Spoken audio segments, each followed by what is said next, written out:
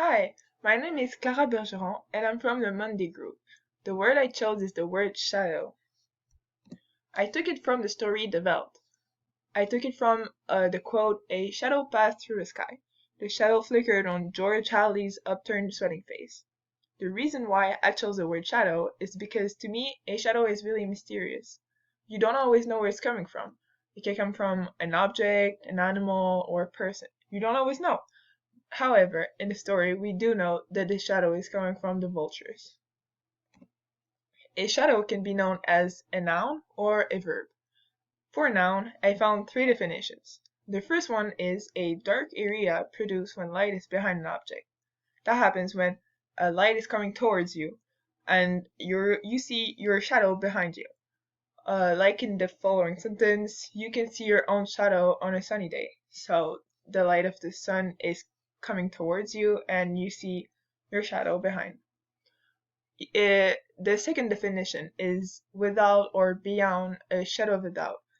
What that means is that it is 100% sure. Like, for example, the evidence proves her guilt beyond a shadow of a doubt. That means that it is certain. The third definition I found was a dark patch or area. For example, you look tired, there are shadows under your eyes. Also, for the verb, I only found one definition. It is to follow closely, especially as a detective, a spy, or police, etc. You can use it in a sentence like, "We shadowed him for a week," which means we followed him for a week. For the etymology of the word,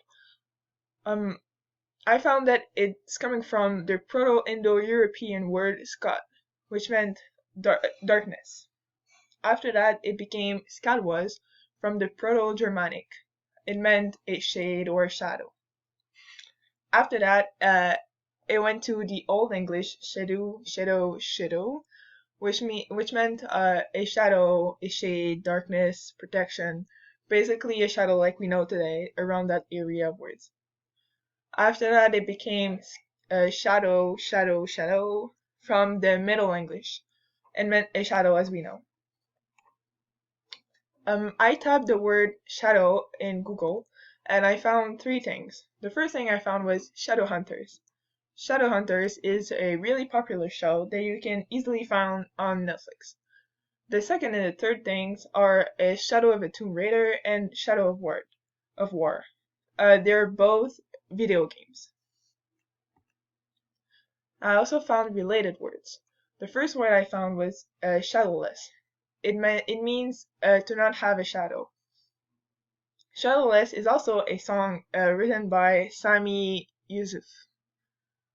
The second word I found was shade. Shade can be two things. It can be a shadow, like the shade of a tree, or it can also be the shade of a color, like for example, the shade of blue, which is different types of blue. The third word I found was a shadower, which means a follower. There's also a band called The Shadows.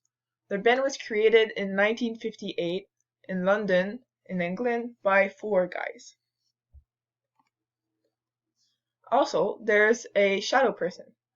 A shadow person can be two things. The first thing it can be is imagine you're in your room alone at night and you see a shadow in the back of the room. It's pretty scary. But what happens is you're experiencing high emotions like fear and anxiety, and your brain is trying to find an explanation for what you're going through. So your brain is creating its shadow demon in the back of the room, when in reality it's only a pile of clothes on top of your chair. The second shadow person you can find is when you're experiencing sleep paralysis. Sleep paralysis is when you're trying to sleep, but you're conscious. So your eyes are open, but you cannot move a single bone in your body. What you see around you is monsters and shadows, and it's really scary. The last thing I found is a shadow puppet. A shadow puppet is a shadow created when a light is coming towards you, like towards your hands. and it creates a shadow in the form of an object, an animal, whatever you want it. Thank you for listening to me.